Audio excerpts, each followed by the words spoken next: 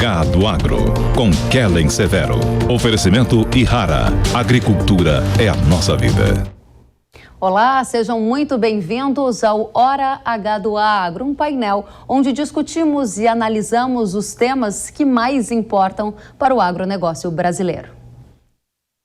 A semana foi marcada por elevações nas taxas de juros no Brasil e também nos Estados Unidos. Na chamada Super Quarta, o Comitê de Política Monetária do Banco Central, o Copom, levou a Selic em 1 ponto percentual para 12,75% ao ano, maior patamar desde 2017.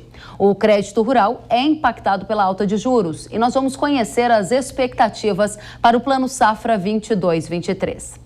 Já nos Estados Unidos, o Federal Reserve elevou os juros do país em 0,5 ponto percentual, para um intervalo entre 0,75% e 1%. Esse foi o primeiro aumento dessa magnitude em 22 anos. E na semana, a proposta feita pela União Europeia de proibir a importação de petróleo da Rússia nos próximos 6 meses esteve no radar dos mercados pelos potenciais impactos na formação de preços de combustíveis daqui para frente. A medida precisa ser aprovada pelos 27 países que fazem parte do bloco econômico para se efetivar.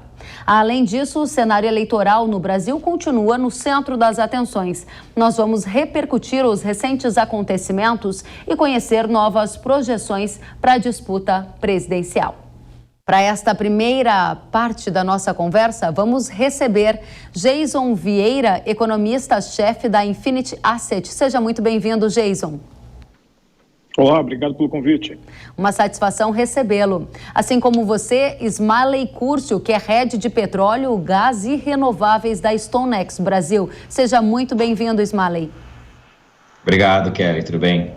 Muito bem, e vamos direto ao ponto. Essa foi uma semana muito cheia e a gente precisa das análises para avaliá-las e também entender o que vem pela frente. E eu começo com você, Jason. O Copom aumentou a taxa básica de juros nesta semana. Novas altas virão pela frente? O que você enxerga? A sinalização emitida ali pelo Copom foi de provável elevação adicional de juros. O mercado tem uma projeção, uma mediana ali na faixa de 50 basis points, ou seja, 0,5% de uma elevação adicional, o que não significa necessariamente que vai ser essa elevação, porque nós tivemos alguns movimentos, por exemplo, de petróleo, que atrapalhariam efetivamente as metas do Banco Central, ou pelo menos os cenários alternativos que acabaram se tornando cenários centrais do Banco Central, que contavam com uma queda do preço do petróleo, pelo menos ali abaixo de $100 o barril, e aí, obviamente, existem todas as dificuldades inerentes a este contexto. E, ao mesmo tempo, a questão do câmbio. Nós tivemos aí uma semana bastante volátil para o câmbio, várias oscilações em direções diferentes. Não é uma sinalização, por exemplo, de que o investidor estrangeiro saiu do Brasil, é simplesmente uma sinalização de alteração de portfólio importante, mas abre a dificuldade para o Banco Central evitar de concretizar. Ele sinalizou de alguma maneira que realmente o cenário de pausa dele não tinha como ser feito, ele já tem um sinal de 50 basis points, e a depender de como vai se manter toda essa situação no curto prazo, que é a questão do choque de ofertas na China e a questão da invasão russa à Ucrânia, a continuidade da alta de juros pode ocorrer, dado esse contexto. Muito bem, você está dizendo que há uma provável elevação que é inferior a 1 ponto para a próxima rodada do Copom, mas a gente está com 12,75% de Selic. Você acredita que a gente vai se aproximar dos 14% ou pode até superar diante desse cenário que você coloca de uma pressão inflacionária? Ainda este ano, provavelmente não, mas pode se aproximar a partir do próximo ano. Existe um cenário em que o Banco Central ele pode entrar num processo de pausa até dado o contexto atual, depois dessa elevação, que seria adicional à pausa que ele mesmo tinha proposto, ou seja, ele tinha deixado quase que enfaticamente claro que ele gostaria de parar nessa reunião, mas não houve possibilidade, dado o contexto inflacionário de pressões que atingem não só o Brasil, mas também boa parte do mundo. E aí, nesse contexto, efetivamente, esta alta para 13,25, o mercado já precificou e já está praticamente também precificado nas curvas de juros. O que precisa se observar agora é se nós teremos alguma coisa adicional e o quanto será esse adicional. Para parte do mercado, esse adicional provavelmente é de 25 basis points. Muito bem, então 13,25% é o que o Jason está colocando aqui para a gente, numa sinalização clara de que a elevação observada na taxa básica de juros da economia brasileira ainda tem espaço para subir mais. Para encerrar essa primeira parte da participação que você faz, Jason, sobre análise de juros no Brasil, você acredita que em 2023 a gente volta para a taxa de juros de um dígito, ou seja, abaixo de 10% ao ano no Brasil, como é inclusive projetado pelo Boletim Focus do Banco Central? A expectativa da mediana do mercado vai nessa linha, exatamente depois de passar todos os processos, as agruras de curto prazo e, obviamente, o processo de efetividade das ações de política monetária na economia real, que tem uma defasagem de 6 a 9 meses, ou seja, a partir da última elevação de juros, a expectativa, obviamente, a partir de 9 meses é que se tenha sido efetivo na economia, tenha gerado seu efeito, apesar das dificuldades que ocorrem agora, e aí dá a possibilidade do ciclo de afrouxamento ter o seu início. O problema, efetivamente, é que essa inflação, os instrumentos para se lidar com essa inflação, na verdade, são pouco eficientes, porque é uma inflação de oferta e não é uma inflação de demanda. E os instrumentos que nós temos atualmente são efetivamente instrumentos para se lidar com inflação de demanda e são os únicos, na verdade, que o Banco Central tem poder. Ou seja, é uma situação mais desafiadora, para dizer o mínimo. Obrigada, Jason, pelas contribuições iniciais. Gostaria de saber de vocês, Marley, o Jason acabou de mencionar aí um elemento da sua área, o petróleo, como um fator que tem colaborado para essa pressão inflacionária. Nesta semana, a proposta da União Europeia de proibir a importação do petróleo russo ganhou atenção no mercado, né? Aquele embargo. Qual é o status dessa situação no momento? Você acha que essa sanção deve efetivamente acontecer? Eu acho que a chance é muito grande, viu? Porque as discussões estão em níveis já bem avançados, né? É claro que as sanções iniciais, né? O pacote, é um pacote de sanções que a União Europeia quer colocar contra a Rússia. Ela era muito mais restrita, né? E a hora que você coloca as discussões, alguns países têm muito mais a perder do que outros, né? E eu acho que é aí que está esse ponto da discussão. A expectativa é que fosse aprovada essas sanções hoje, né? E acabou que não aconteceu.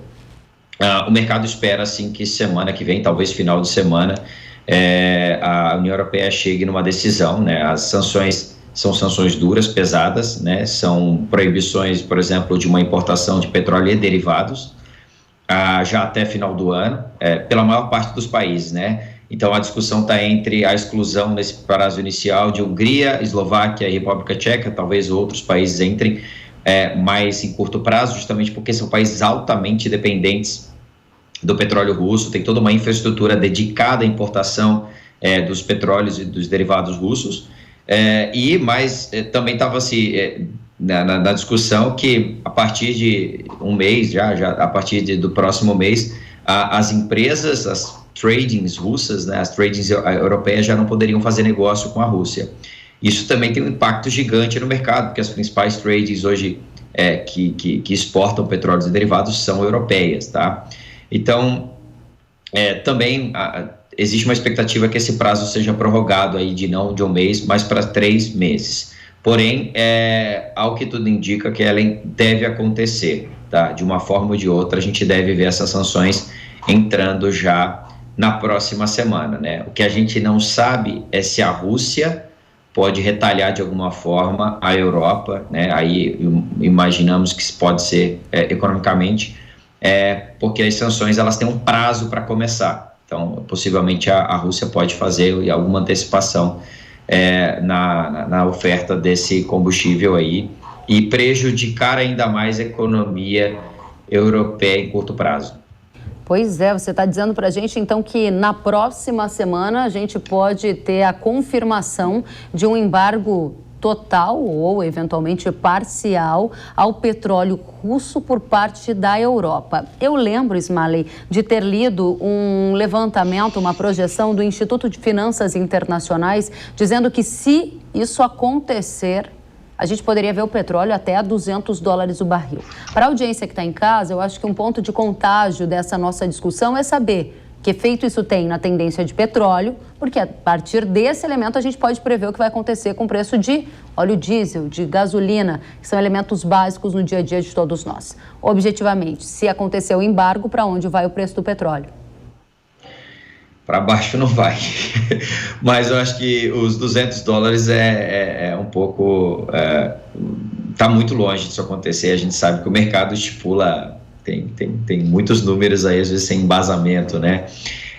Com certeza a gente deve ter volatilidade, Kellen, mas saiba que o mercado já precificou basicamente tudo, né? O mercado costuma antecipar muito esses movimentos, então o que a gente está discutindo agora basicamente já tá sendo precificado hoje. Claro que isso está trazendo aí uma volatilidade para cima, o preço está subindo agora, nesse momento, justamente porque sabe que vai causar uma ruptura no fluxo normal, né? O fluxo normal de petróleo, de derivados que hoje já acontece, mas é muito difícil você estimular um preço. Inclusive, antes da guerra, eu lembro que falavam isso também, petróleo vai a 150, vai a 200, então eu teria um pouco de cautela em falar que vai a 200, vai a 180, mas é sabido que a gente não deve ter um preço mais barato de petróleo se isso se efetivar, tá? E ao que tudo indica, isso vai acontecer. Então, a gente deve ter, sim, uma disruptura no fluxo normal de petróleo, né? E o impacto para a gente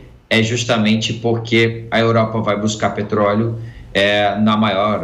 no principal fornecedor hoje de derivados aí do mundo, que é os Estados Unidos, não é de petróleo, mas de derivados, diesel, que é o Golfo dos Estados Unidos, e aonde basicamente vem todo o volume de petróleo nosso, e a gente vai ficar, já está mais restrita a oferta no petróleo de derivados no Golfo, e a gente imagina que isso pode ficar ainda mais, tá? Então, acho que o impacto direto para o Brasil é esse. Muito bem. Então, nós temos vários elementos para analisar com você. Você está falando aqui sobre um aumento de demanda concentrada ali no Golfo e impactos, eu vou saber na sequência, sobre oferta de diesel ao mercado brasileiro e preço de diesel, que interessa demais a formação de custo de produção no agro. Eu volto com vocês em um instante. Fiquem por aí, porque é hora de comunicar à nossa audiência que a gente vai dar início à segunda rodada de discussão. Nessa primeira parte, vocês já viram as análises sobre a tendência para a taxa de juros no Brasil. Ainda hoje, a gente vai analisar os efeitos dessa curva altista nos juros para crédito rural e financiamento de custeio e investimentos no setor agro. Aguardem. Agora a gente vai analisar outros elementos, sem antes lembrá-los que a gente já passou por uma análise que trouxe a perspectiva de ruptura do fluxo normal de petróleo com a possibilidade de um embargo da Europa ao petróleo russo, com impactos diretos na formação do petróleo ao redor do mundo e na formação de preço de combustível. E já ouvimos dos nossos entrevistados que não há nesse momento uma tendência do preço do petróleo cair. Vamos adiante, porque agora a gente vai analisar mais questões envolvendo também taxa de juros nos Estados Unidos e tendência para dólar. Voltamos com os nossos convidados e é hora de eu perguntar a você, Jason, o que vai pesar mais na tendência do dólar de agora para diante? A alta de juros nos Estados Unidos ou esse diferencial de juros que o Brasil está pagando, hein? Eu vi você dizendo que não há uma sinalização de que o investidor estrangeiro está saindo do Brasil. Isso significa o que para a tendência de dólar, hein? No curto prazo, nós estamos passando por uma pressão agora mais voltada efetivamente a uma pressão global do dólar, dado aí as incertezas em relação aos movimentos de política monetária, mas o próprio Fed indicou que ele não quer fazer um aumento além de 50 basis points, ou seja, ele tirou da mesa 75 basis points para as próximas reuniões, o que significa que a pressão de fluxo para os Estados Unidos pode ser diminuta. Isso trouxe uma preocupação no mercado em relação à condução da política monetária e o cuidado com a inflação que os Estados Unidos podem estar tendo agora, mas, de certa maneira, isso também traz um alento à manutenção de certa liquidez em nível global, e essa manutenção de liquidez, obviamente, teria um reflexo em termos de moedas de mercados emergentes. A impressão que temos de curto prazo, ela não é essa, porque nós estamos ainda passando por ajustes, o mercado está se ajustando a esse novo cenário. Mas, passado esse período agora de ajustes, a tendência primeira do investidor voltar a buscar alguns ativos que o façam satisfeito em alguns mercados emergentes. Nós somos os mercados mais líquidos nesse momento, nós temos os mercados mais líquidos nesse momento, e a partir da melhora dessa percepção de risco, obviamente, o investidor começa a analisar cada vez mais os dados que saem dos Estados Unidos, como nós tivemos na semana que se passou aí, dados de atividade econômica e principalmente dados do mercado de trabalho americano, que mostraram uma robustez acima, no cômputo geral, acima do que se viu no setor privado. Agora, para eu entender, o que você está dizendo para a gente é que os mercados estão se ajustando, mas eu gostaria de ter mais detalhes deste ajuste para tentar ter uma clareza a partir do seu ponto de vista de que será que esses fluxos internacionais vão continuar vindo para o Brasil buscando essa taxa de juro real que a gente tem hoje? E isso vai fazer o dólar ficar mais para perto de 4,50 do que para 5? Ou essa alta de juros nos Estados Unidos, mesmo que não tenha uma continuidade tão agressiva, vai manter o dólar não tão baixo como 4,50, mas com um viés talvez até um pouco mais altista? Objetivamente, o viés de dólar é alta ou baixo, puxado por qual fator? De novo, vou repetir o que todo economista diz, se eu soubesse a direção do dólar, eu estaria muito mais bilionário, porque o dólar é feito para o economista passar vergonha. Eu estou dizendo que no curto prazo existe um ajuste do dólar e que então a tendência ainda é de uma pressão global, e aí ele está em alta. Mas, dado que nós conversamos com os investidores lá fora, que nós temos a visão aqui, é que existe sim a tendência e a perspectiva de que o retorno do mercado volte aos mercados emergentes, entre eles o Brasil. Ou seja, isso é fator baixista para... É fator melhor, é um fator que faz o real se apreciar em relação ao dólar. E aí você pode dizer para a gente se você enxerga um dólar mais perto de 4,50 ou não, é muito baixo para esse momento? É muito baixo. Dizer isso agora é temeroso porque a gente não sabe. A gente imaginou que o dólar fosse próximo de 4,50, ele foi a 4,60 e voltou. E... ao mesmo tempo, ele passando ali da faixa de 5 e 10 também, ele tem muita dificuldade de ultrapassar, ele tem uma resistência muito forte ali. Nesse ajuste agora, ele vai buscar, se o fluxo se confirmar nessa tendência que nós estamos observando, ele fica abaixo de 4. O quanto abaixo de 4, aí é a pergunta de $1 milhão, que eu também gostaria de saber. Muito bem, obrigada, Jason. Smalley, conte pra gente, você deu algumas pistas na primeira rodada de que não vê elementos que levem o petróleo para baixo. Diz que essa possibilidade do embargo da Europa ao petróleo russo vai gerar uma demanda acentuada no Golfo dos Estados Unidos. Objetivamente, para você, a pergunta é: há risco de faltar diesel aqui no Brasil?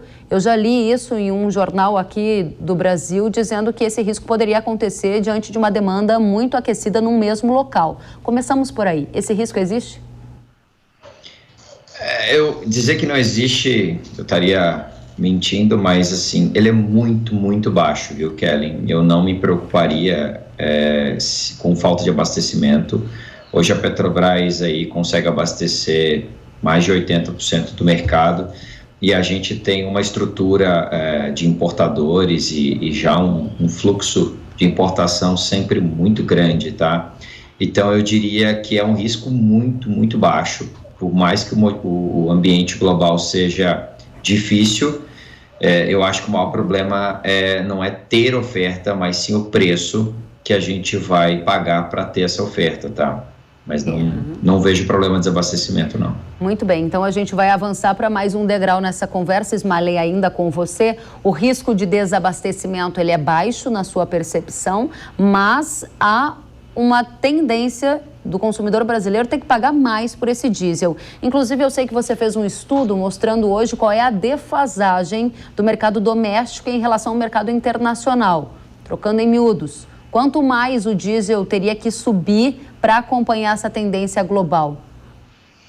Segundo o nosso levantamento da Stonex de PPI, né, que é a paridade de importação que a gente usa diretamente com os importadores, hoje para a Paulínia, né, que é a principal referência de refino do Brasil, estaria em R$1,30, R$1,30. Então, assim, é realmente muito distante do preço praticado pela Petrobras hoje no mercado interno, tá? Então, você pegar esse preço do diesel no Golfo, trazer até o Brasil, nacionalizar ele sem impostos, você teria um custo de R$1,30 a mais. esse custo, ele está acontecendo na bomba, tá? Efetivamente, nós estamos pagando por esse preço a mais no mercado internacional. O ponto é, ele está sendo diluído pelo um custo muito mais baixo que a Petrobras está praticando nas suas refinarias. Então, o peso dele, ele é muito menor do que o peso do que o mundo lá fora está pagando, tá? Então, a gente acaba tendo essa vantagem pela Petrobras estar praticando um preço muito abaixo do mercado internacional, e isso acaba ajudando a controlar essa alta na bomba, viu, Kellen? Mas aí é uma decisão que a qualquer momento pode mudar. Se a Petrobras tomar a decisão de fazer um reajuste, há espaço para uma alta de até R$ 1,30 para acompanhar a paridade internacional, ou seja, isso pode acontecer a qualquer momento a partir de agora para o diesel. Exatamente. Na verdade, a Petrobras costumava fazer esses ajustes mais periodicamente, né?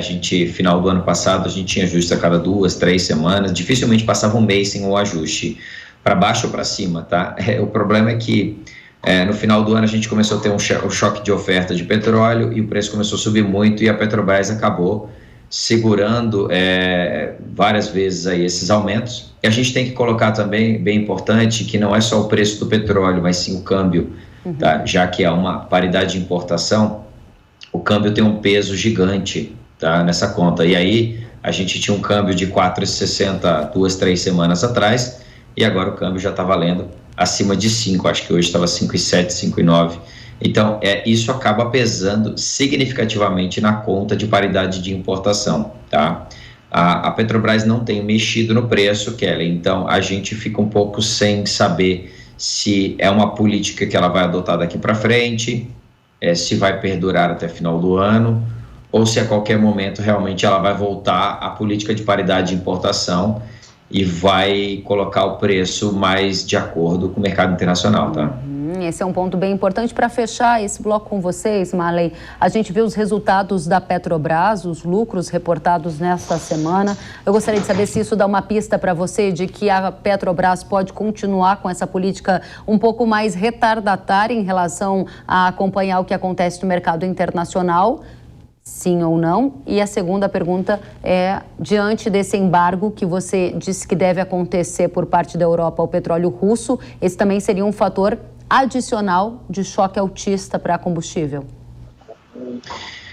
Eu acho que sempre existe esse risco, viu, Kellen, dessa mexida de preço, mas como a Petrobras tem sido usada pelo governo de uma forma geral aí, a gente sabe o peso que o combustível tem, toda a inflação, que nem o colega já comentou, toda a cadeia, é realmente difícil a gente imaginar que o governo vai pressionar, na nossa opinião, para que a Petrobras não aumente, tá? Isso é uma opinião nossa, né?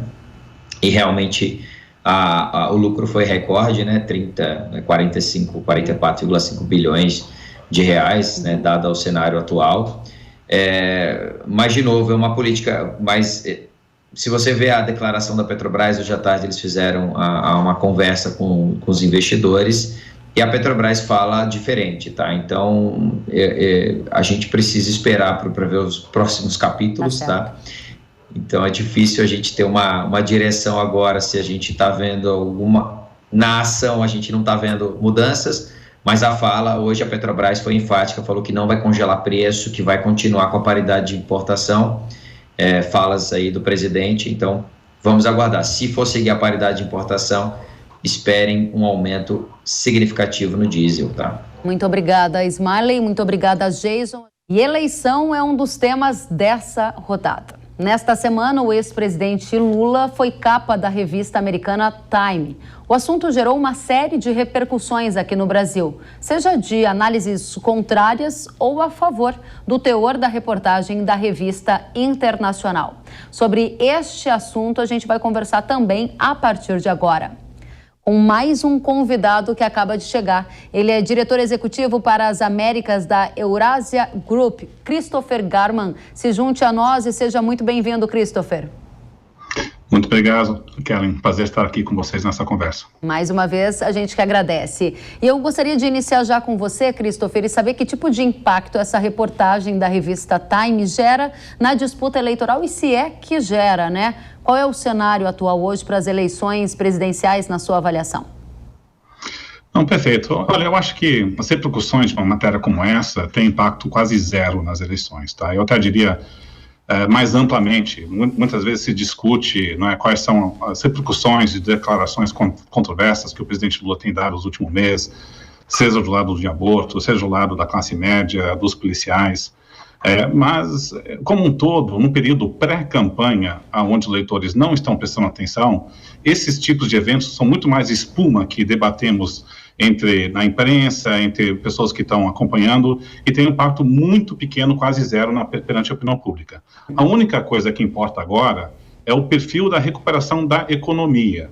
A gente olha a recuperação do presidente, seja nas suas taxas de aprovação, que estava em média 30% no segundo semestre do ano passado, agora está em 36%, o ótimo bom foi de 23% para 29%, e a diferença no segundo turno também caiu um pouco. Eu acho que isso foi puramente o fruto de um ambiente econômico onde houve uma recuperação parcial da renda, o salário mínimo foi reajustado em 10% na virada do ano, alguns programas que o governo acabou implementando, a recuperação no emprego, que foi maior do que antecipado, exacerbado também, acentuado com o fim das restrições da Covid-19. Então, aquele sufoco no segundo semestre do ano passado foi parcialmente aliviado, tá? Acho que é só isso que está acontecendo, explicando os índices de aprovação e a recuperação parcial do presidente. A eleição vai ser muito pautada se essa recuperação continua ou não, não é? E aí nós temos duas visões aí no mercado, assim, economistas, eu não sou economista, mas uma leitura mais otimista é que a recuperação do emprego ainda tem pernas para poder seguir adiante, e talvez a renda real possa se recuperar, não é, parcialmente nos próximos meses. Se isso ocorrer, o presidente entra numa posição mais competitiva, não diria de vantagem, mas mais tete-a-tete. A outra visão é que, no fundo, essa recuperação parcial da economia foi fruto de uma recuperação da renda, do trabalho, mas tende a perder gás nos próximos 3, 4 meses, na medida que nós estamos num ambiente altista de inflação, exacerbado pelo ambiente externo. E aqui é importante a discussão anterior que eu cheguei. Na nossa visão da Eurásia, nós temos uma visão pessimista da crise da Ucrânia. Então, isso significa que todo mundo vai ter que importar a inflação de alimentos maiores com alguma pressão do lado de combustíveis. Isso é ruim para qualquer governante. E aí, ao longo, se a renda real começar a ser corroída nos próximos meses, gradualmente, isso sugere que o presidente teve o seu pico de recuperação, pode se estabilizar, mas é um ambiente favorável para a vitória do presidente Lula. Então, eu acho que, no fundo, o variável econômico é o mais preponderante. Só citando o assessor de campanha do Bill Clinton, que diz que a economia é estúpido, eu acho que, no fundo, é isso que nós deveríamos focar. O resto, nesse estágio do jogo, é espuma. Muito bem, Christopher, para sua chegada, quero fazer mais uma pergunta para que, na sequência, a gente abra espaço para Jason e Smalley. Você, no início da sua fala, trouxe alguns elementos sobre as atuais declarações do ex-presidente Lula. E eu tenho ouvido dizer que essas declarações mais recentes mostram um Lula mais à esquerda. E aí, a minha pergunta para você é: primeiro, se você acredita que a eleição sim vai ser polarizada entre Lula e Bolsonaro, e segundo, se Lula se mostrar de fato mais voltando à sua raiz, mais esquerda raiz, o eleitor de centro, que pode estar ainda tentando escolher entre um desses lados, tenderia mais para o lado de Bolsonaro ou para o lado de Lula, na sua avaliação? Perfeito. Olha, eu acho, em primeiro lugar, que tudo indica que vai ser uma eleição muito polarizada. O presidente Bolsonaro tem uma base de sustentação forte. Analistas subestimam o apelo da imagem dele, até um presidente que luta contra instituições como a mídia, como o judiciário. Existe um desencanto profundo ainda na sociedade, e ele fala para esse desencanto, e tem, assim, por ser um governante buscando a reeleição, tem vantagem. Então, ele tem uma perna forte. O ex-presidente Lula tem outra perna muito forte do lado do PT e a imagem do próprio Lula, tá certo? Aí eu diria, eu não vejo as declarações do ex-presidente Lula como sinal que ele está embarcando por um discurso mais radical de esquerda. Se a gente escuta bem todos os assessores do ex-presidente que têm discutido estratégia, vai ser uma campanha de duas pernas. Uma é uma mensagem de unidade nacional. Então, o presidente Lula não é uma liderança de esquerda ou do PT, é uma liderança que quer unir o país. a escolha do Geraldo Alckmin é a expressa manifestação dessa estratégia, é uma estratégia de campanha e uma estratégia de governabilidade. Mas, segundo, também vai ser uma campanha com tons populistas, porque nós estamos saindo de um quadro com a renda real caiu 10% e pessoas estão sofrendo com as repercussões de uma inflação mais elevada. Então, vai ser uma campanha que vai falar para essa dor econômica e social. Então, podemos ter as duas coisas, uma mensagem política de centrismo e propostas na campanha que são como um populismo que possa gerar preocupação no mercado financeiro. Então, as duas coisas podem estar caminhando conjuntamente. Aí o mercado fica olhando o discurso moderado do centrismo político, vai ser moderado no econômico, mas aí não, vem uma declaração do lado da política econômica radical de esquerda, não é nenhum nem outro, tá? Mas, no fundo, eu diria que essa eleição vai ser pautada sobre qual candidato é mais crível no quesito de emprego e renda. Se a gente olha as pesquisas, essa é a grande preocupação hoje nos eleitores. E em 85% dos casos, o candidato que é mais forte no principal tema ganha, tá certo? O ex-presidente Trump estava com a taxa de aprovação maior do que o do presidente Bolsonaro e perdeu, porque a grande preocupação era o Covid-19 e ele ia mal no Covid-19. Então, e hoje, o ex-presidente Lula, na nossa visão, tem uma vantagem, porque ele é tradicionalmente forte no quesito de emprego e renda e muito fraco no tema de corrupção. Corrupção é uma preocupação muito menor do que era 4 anos atrás. Então, veja que se a situação econômica não for revertida, não tivermos uma recuperação maior do que esperado, a gente está com a visão que o ex-presidente Lula é favorito, sim, nessa disputa. Okay. E o mercado que achava que o Lula tinha a eleição ganha, exagerou, e agora está começando a exagerar, achando que a eleição está totalmente aberta. Muito obrigada, Christopher. Você acaba de me dar, deixa para eu perguntar a você, Jason, você que está aí no mercado, né, nas mesas, operando, participando ativamente dessa construção de perspectivas. O que o mercado financeiro está vendo hoje sobre o cenário político eleitoral? Existe alguma percepção de que o cenário com Lula favorito é um cenário de mais aversão ao risco no mercado? Ou o Bolsonaro favorito seria um cenário de mais aversão ao risco? Qual é a leitura hoje do ponto de vista econômico? Bom, não represento o mercado em si, mas o que a gente ouve em média aqui é que basicamente existe a percepção de que os dois têm uma visão muito parecida em termos fiscais, o que é a grande preocupação do mercado. Então o mercado meio que, entre aspas, jogou a toalha nesse sentido, nessas expectativas de que pudesse haver algum ajuste mais sério da economia em termos de também reformas, ou seja, são dois candidatos nesse sentido que acabam sendo muito parecidos. Há, por parte do mercado, sim, a percepção de que o presidente Lula, fiscalmente, ele pode ser um pouco pior do que o presidente Bolsonaro, dado até as declarações que ele tem feito até agora, e a ausência de um plano econômico crível, de forma a entendermos efetivamente o que é um possível novo governo, mas neste momento o mercado não opera eleição ainda. Observa os números, é passivo nesse sentido, tanto que boa parte das pesquisas atuais são feitas por entidades do mercado financeiro, mas um resultado com subida do presidente Lula, ou um resultado com subida do presidente Bolsonaro, não tem absolutamente feito movimento em nenhum ativo de mercado financeiro, seja dólar, seja bolsa de valores. Muito bem. E a partir de quando, tradicionalmente, o mercado começa a repercutir com mais intensidade as eleições? A partir de agosto e setembro. Mas, como eu citei, como os dois têm alguns vieses parecidos, em especial sobre a questão fiscal, que é a grande preocupação no mercado no curto prazo, além das reformas, obviamente, pode ser que seja menos impactante do que em eleições anteriores, né? Então, se esperava, obviamente, que o governo Bolsonaro tivesse um viés mais liberal econômico, esse tipo de coisa, acabou não acontecendo. O mercado se decepcionou bastante em algum momento. Sabe que dentro desse contexto há um posicionamento fiscal de menor responsabilidade pelo lado do PT, isso é citado nominalmente através de retirada de teto de gastos e outras coisas. Então, o mercado, na verdade, ele não alimenta nenhuma grande esperança de melhora em termos de contexto. Essa é a realidade. Muito bem, muito obrigada, Jason. Ismael, para você a pergunta é: combustível possivelmente vai entrar aí nesse leque da economia que a gente acabou de ouvir o Christopher e o Jason falando, o combustível sendo um também dos principais temas durante os debates eleitorais. Existe algum tipo de expectativa em relação a uma eventual privatização da Petrobras num próximo governo ou uma política de congelamento de preços de combustíveis no Brasil? Vocês têm esses cenários para cada um dos candidatos? Que tipo de impacto teria na área de energia, que é a área que você cobre, Smiley? Existe uma preocupação, com certeza, do mercado, especialmente importador, que é onde o candidato Lula acabou comentando já efetivamente sobre importação de derivados, né, que hoje é feito por mercado privado, né?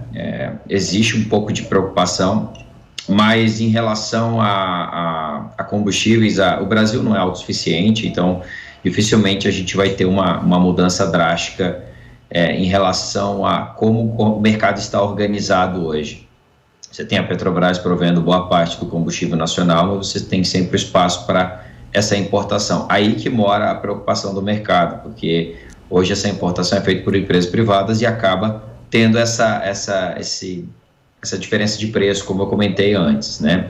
Agora, a Petrobras já está num período forte de desinvestimento, né? A gente já viu vários ativos sendo vendidos, o mercado já foi privatizado vários dos ativos da Petrobras, né? O foco na extração de petróleo, né?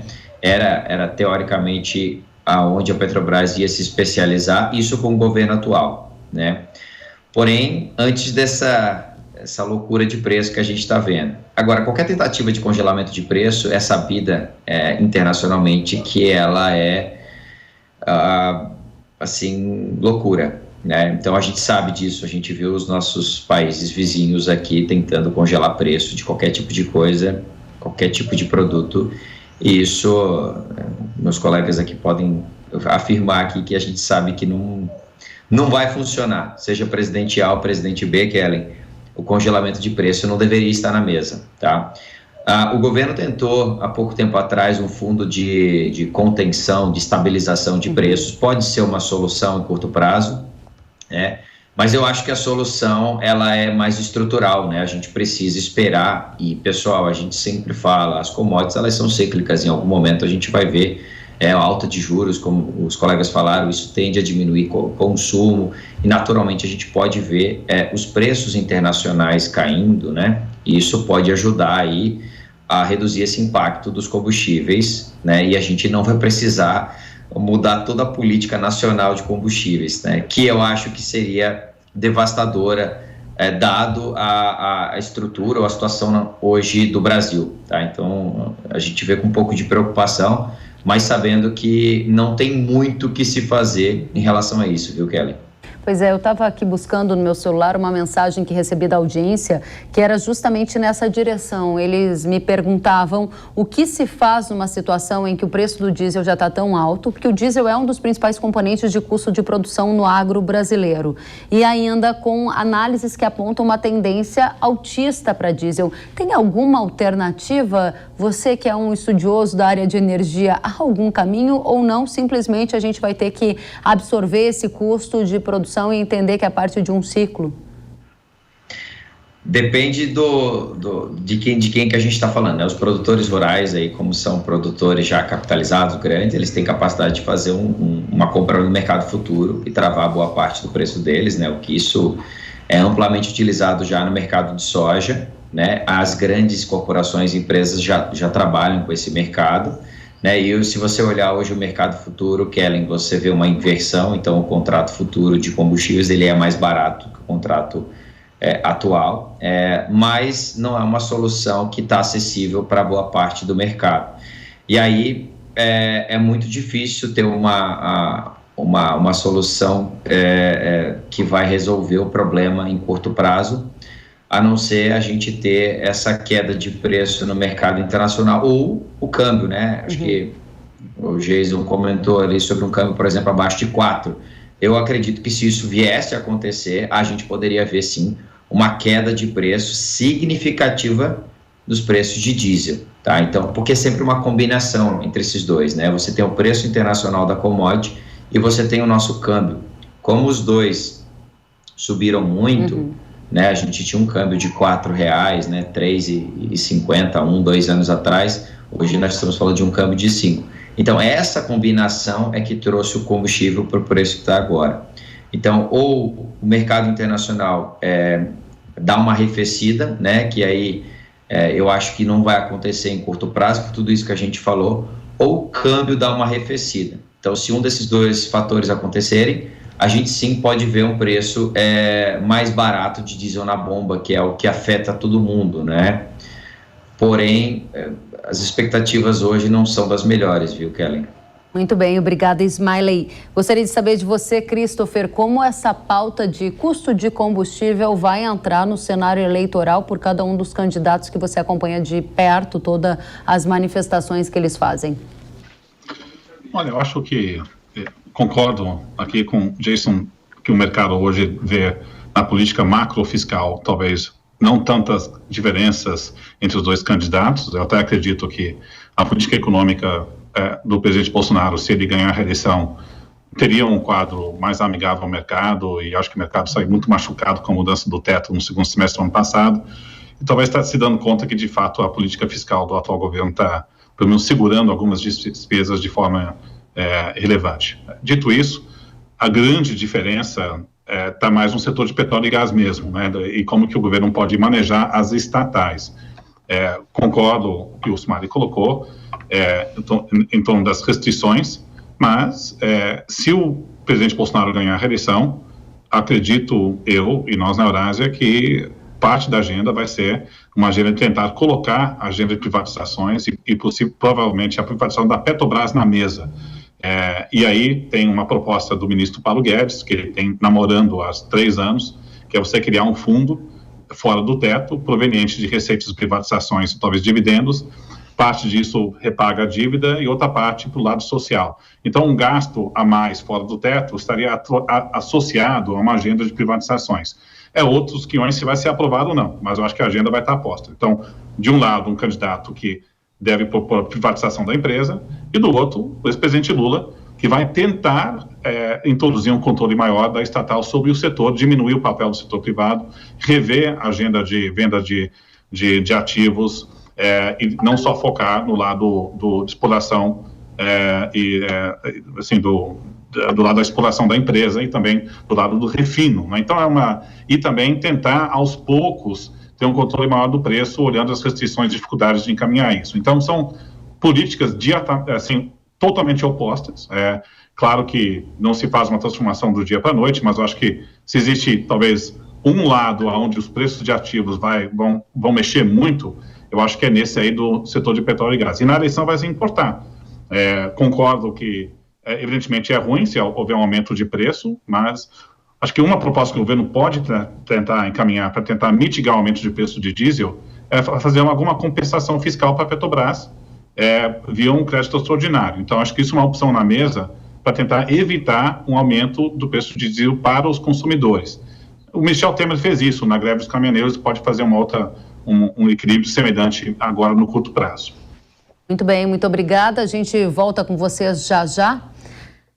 É hora de seguirmos para mais uma rodada aqui no Hora H do Agro. A gente já passou por vários temas, desde eleição, formação de preço de combustível, estratégia econômica que os candidatos devem ocupar e quais os impactos disso para a economia e agro brasileiro. Agora a gente vai avançar mais um pouquinho e importar as discussões lá de fora. Afinal de contas, o lockdown na China está impactando nas expectativas aqui do agro brasileiro, assim como a guerra na Ucrânia e toda a situação, claro, que a gente acompanha da economia norte-americana. Que tipo de impactos isso vai trazer para a economia? Se então a economia um dos principais temas das eleições deste ano? Vamos saber já. Jason Vieira, começo por você. Se a economia, a renda, a geração de emprego são os temas que estão no centro da discussão da eleição de 2022, a minha pergunta para você é: que tipo de impacto o Brasil está tendo neste momento, e até o Brasil do agro, do lockdown na China, da guerra na Ucrânia e da situação econômica da economia norte-americana, por exemplo? É o impacto que, na verdade, o mundo inteiro está sofrendo, é o impacto inflacionário. nós tendo choques de oferta por conta desse problema. Esses choques de oferta, eles, na verdade, se multiplicam, principalmente nas nações que têm a dependência grande de commodities, como o Brasil, e o Brasil ainda tem, para piorar a situação, a questão do câmbio. Nós somos uma economia fechada de intervenção estatal, nós não somos exatamente um país capitalista. Melhorou um pouco desde 2016, mas ainda somos uma economia fechada de intervenção estatal, mas que depende demais do dólar. E ao dependermos demais do dólar, nossa economia sofre toda vez que nós temos uma desvalorização muito intensa, o que seria um contrassenso num país exportador e num país que depende de commodities. Nesse sentido, poderia parecer que nós nos beneficiamos muito de um câmbio desvalorizado, mas até o setor agrícola sofre bastante com o câmbio a partir de certo ponto, em especial com a volatilidade cambial, por conta dos custos. Nós temos custos do setor agrícola, são altamente dolarizados, maquinário, implementos, fertilizantes, como nós estamos passando agora com esse problema lá fora, grãos, sementes, tudo isso vem de fora e tem o seu custo em dólar, além, obviamente, do combustível. E se considerando que o impacto agora tem um cerne ali na questão da Ucrânia, que pega milho e pega trigo, pega também petróleo e gás, acaba impactando em nível global também o próprio posicionamento da OPEP, que não tem a menor vontade de fazer algo para, por exemplo, mudar a oferta de petróleo, porque, como ela disse no passado, quando bateu a menos 20 o contrato futuro e bateu a $30 o barril, ninguém veio ao socorro da OPEP. Não é agora que a OPEP vai vir a socorro do mundo. Energia é um privilégio, não é um direito, então paguem por esse privilégio. E aí, exatamente como está funcionando agora. E o setor, obviamente, como todos os setores, como a economia como um todo, ele sofre. O problema desses eventos é a imponderabilidade, são eventos imponderáveis, não tem previsibilidade de quando eles vão acabar, até por conta das próprias características. E aí, nesse cenário, temos que aguardar ao fim dos eventos. Eles podem acontecer de repente, como eles iniciaram também, e de repente você pode ter até um cenário de conjunção dos dois eventos acabando juntos e que podem ter um resultado econômico muito bom. Muito bem, Geison, muito obrigada. Ismailo, a gente acabou de ouvir o Geison falando da sua área e a área de energia. Como é que essa situação da guerra na Ucrânia, impactos na Rússia, tendem a trazer uma tendência para a energia de agora em diante? Na verdade, a gente já vinha passando pelo problema, né, pós-Covid ali, pós-crise mundial, de reestabelecimento na produção. A gente viu que o desinvestimento no setor de petróleo e renovável, na verdade, basicamente o setor de petróleo vem sendo alvo aí de muita polêmica, né? As políticas dos países aí têm sido bem diretas aí para cortar a emissão de carbono e etc. Então, os bancos acabaram diminuindo investimento para a exploração de petróleo, colocando investimento em combustíveis renováveis. Isso funciona muito bem, mas quando a gente acontece um choque de oferta igual está acontecendo agora, o mundo acaba não conseguindo ter uma recuperação na velocidade que precisava. Então vai ser um momento bem complicado, viu, Kelly? Eu acho que o mundo vai acabar fazendo algumas transformações, a gente acha que isso vai mudar, sempre nas crises vem mudanças estruturais, a gente acha que isso vai acontecer. A própria Europa está se reestruturando de alguma forma para não ficar tão dependente do petróleo, especialmente do petróleo russo, é claro, mas também dependente do petróleo gás, né? Como a gente viu esse ano, não tem muito o que fazer, você precisa do gás russo, os americanos também são altamente dependentes de petróleos e derivados. Então a gente deve viver um ano difícil, né? E como eu falei ali no início, eu acho que o problema não vai ser nem o faltar, né, o combustível. O problema é o preço, o custo que se paga para ter essa energia, vamos colocar dessa forma. E não é um caso só do Brasil, né, pessoal? A gente tem que entender que a inflação, né, e o custo alto, ele está acontecendo globalmente, inclusive nos grandes produtores, né? Se você olhar o próprio Estados Unidos, eles estão com uma das maiores inflações aí da história, justamente porque está sendo impactado por essa redução de oferta de geral, né? Tem o trigo, que o pessoal falou ali, tem o trigo e etc. Então, acho que vai ser um ano bem complicado. Com certeza. Obrigada, Ismailei. Christopher, a gente está chegando ao finalzinho do programa, temos mais uns 5 minutinhos. Gostaria só de pedir para você amarrar o cenário eleitoral para a gente em algumas pequenas informações que puder nos trazer nesses 2 minutinhos finais que você tem. Não, perfeito. Eu só tentaria amarrar o cenário eleitoral doméstico e o global, pensando onde é que o Brasil se encontra com todas essas transformações que a gente está vendo no mundo.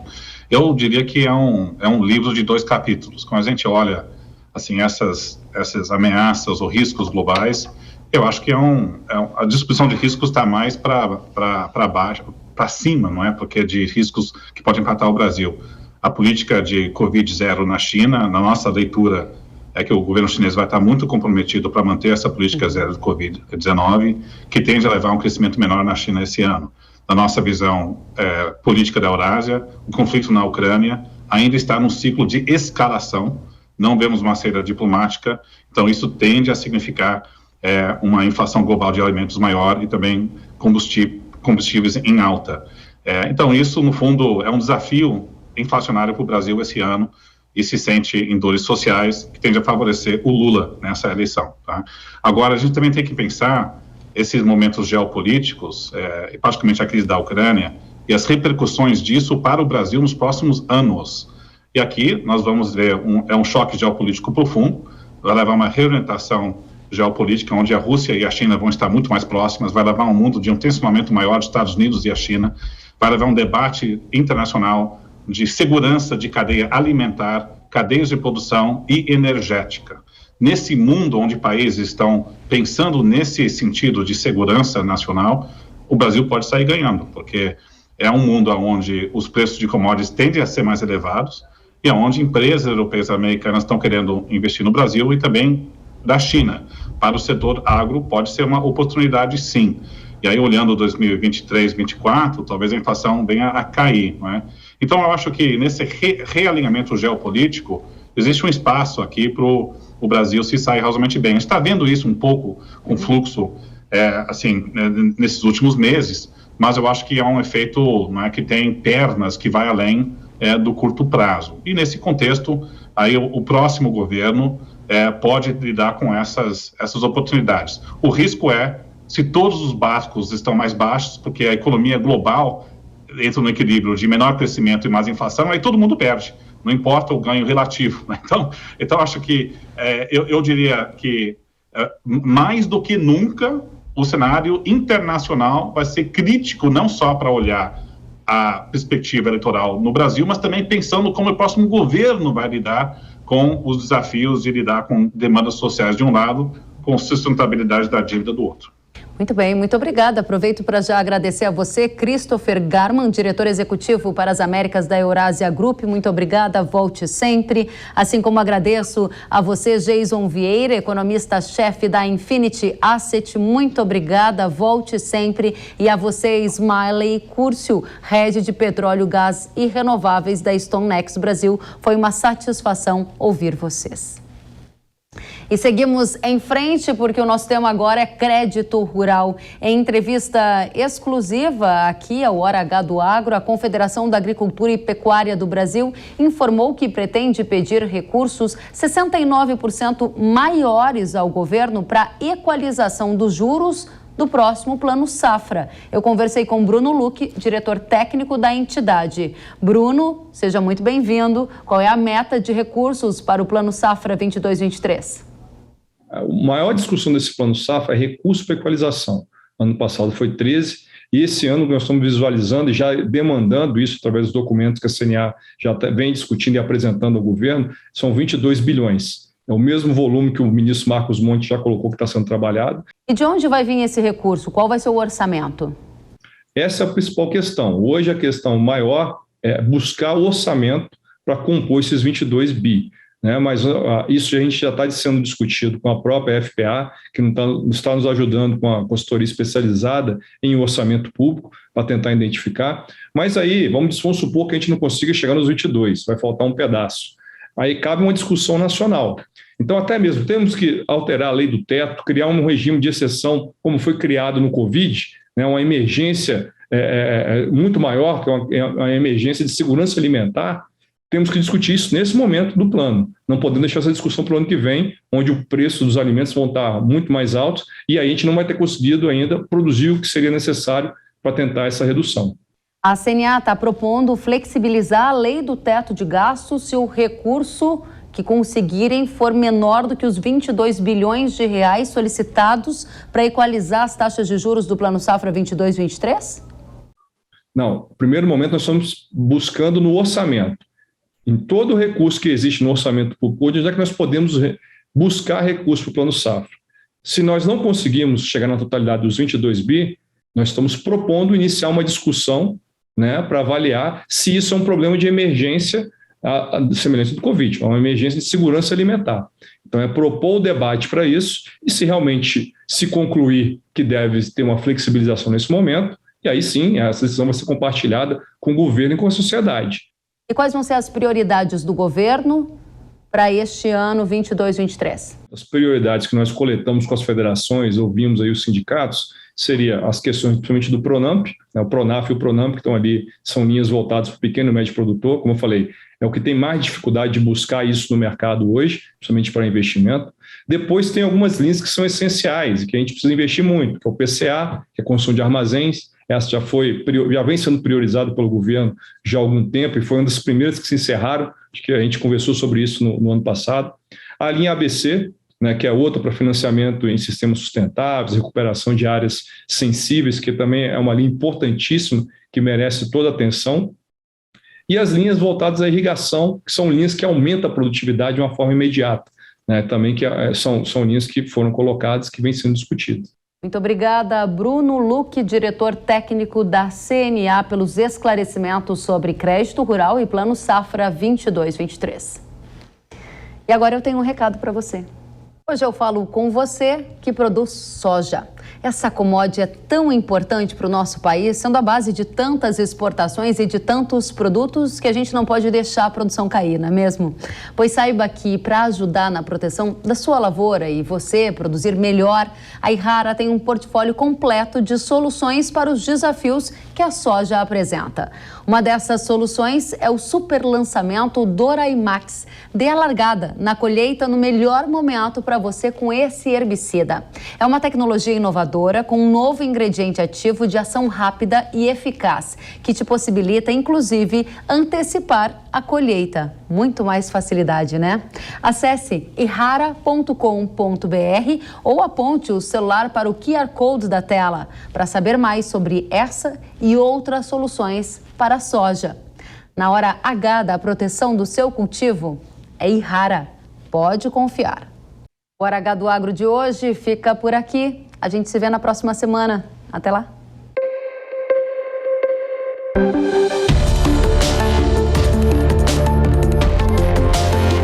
Hora H do Agro, com Kellen Severo. Oferecimento Yara. Agricultura é a nossa vida.